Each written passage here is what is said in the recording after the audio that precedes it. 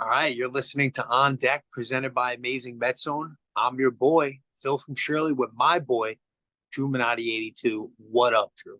What's popping? What's going on, Philly?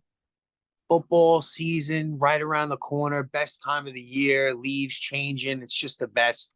We're talking top five Jets right now. I know you're excited about this category. Jets, a team that I didn't hate growing up. You know what I mean? I as a Cowboy fan, the Jets were a team right there.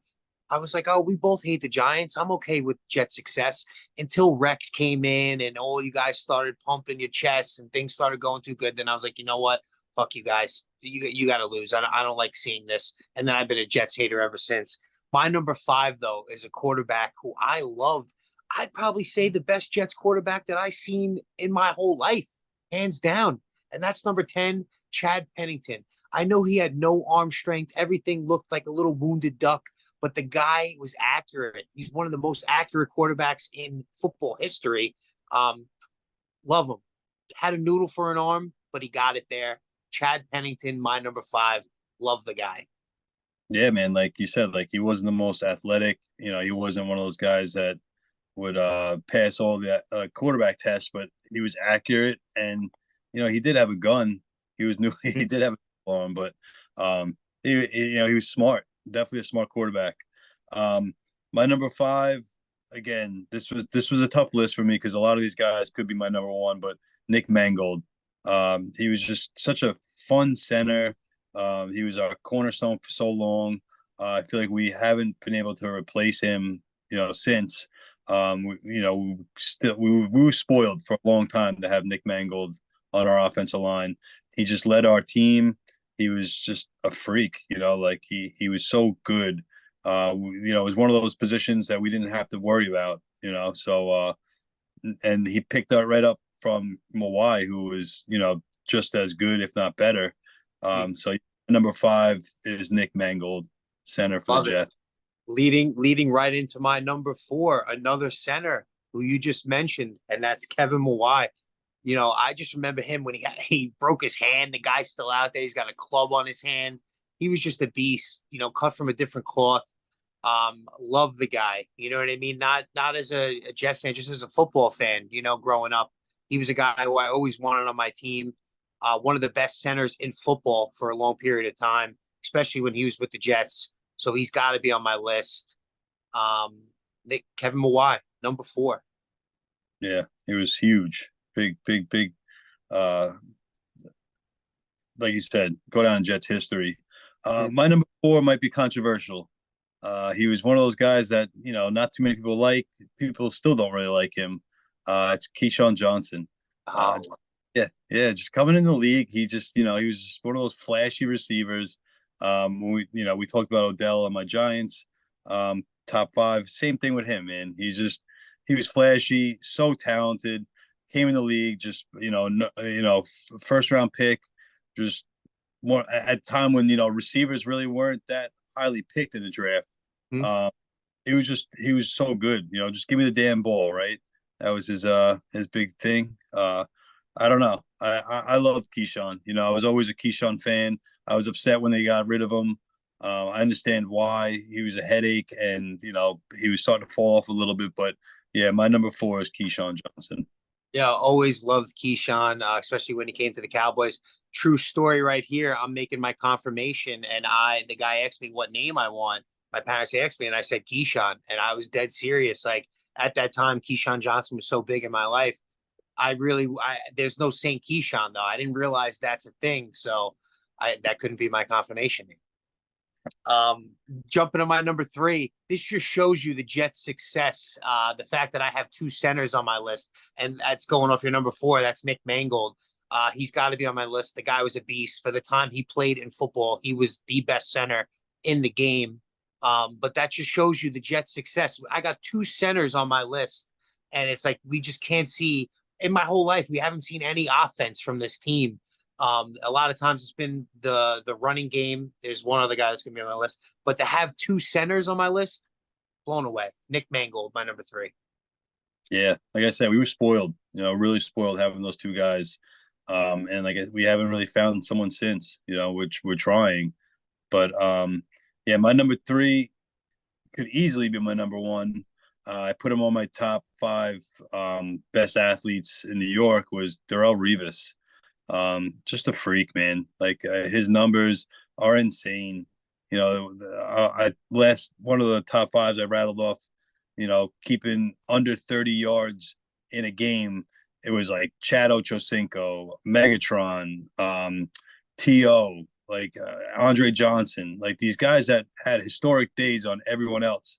He was shutting down, and it pained me to see him go to New England and win a ring. But at the same time, I feel like he deserved it. Um, he was just such a good player, such a good player, such a leader.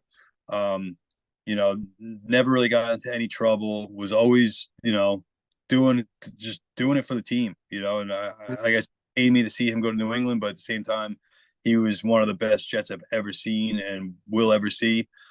So number three is Darrelle Revis, Revis Island. Love it.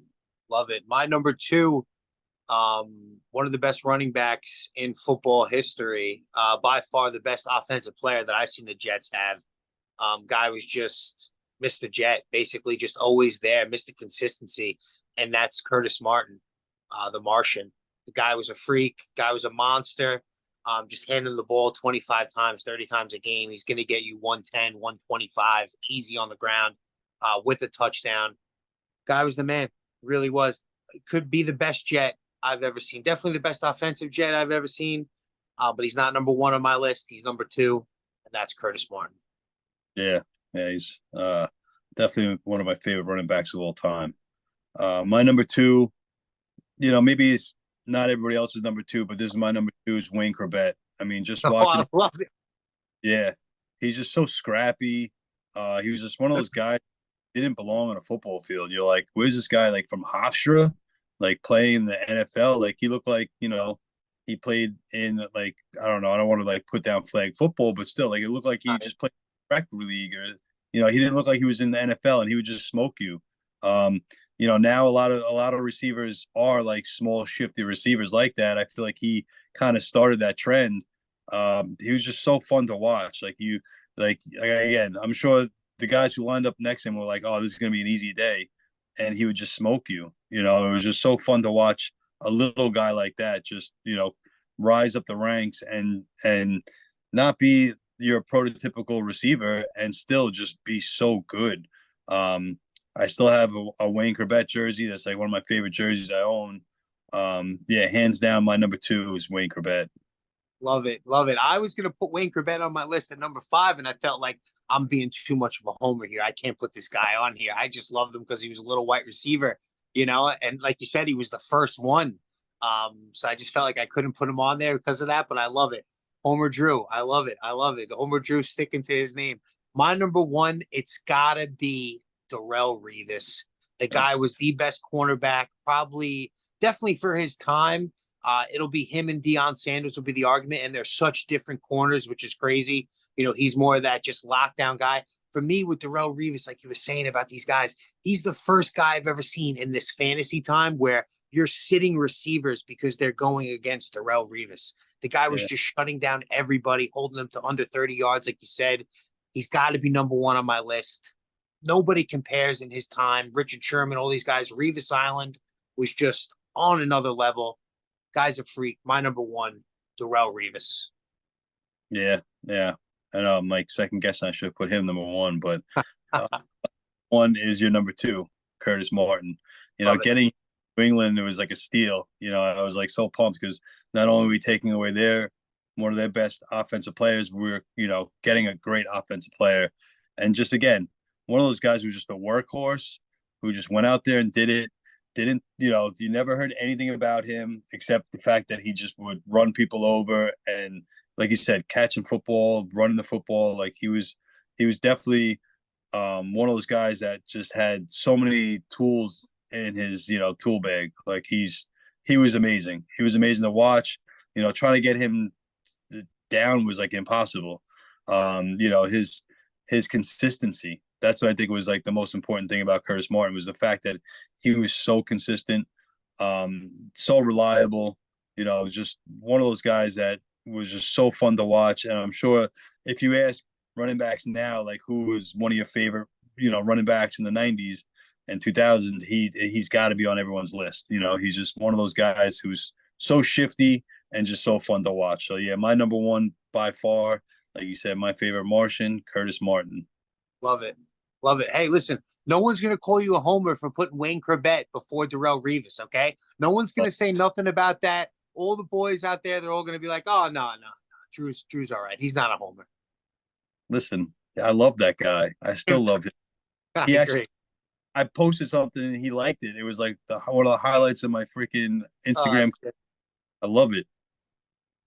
that's great. Hey, everybody, thanks for listening. We want to see your top five in the chat. Roast us if whoever we got wrong. I know come for Drew right now for that Wayne Corbett higher than Darrelle Revis. I mean, you could love Wayne all you want, but you can't put him before that. Revis Island. Let's go. Hey, let's go Cowboys. Yeah, let's go Jets.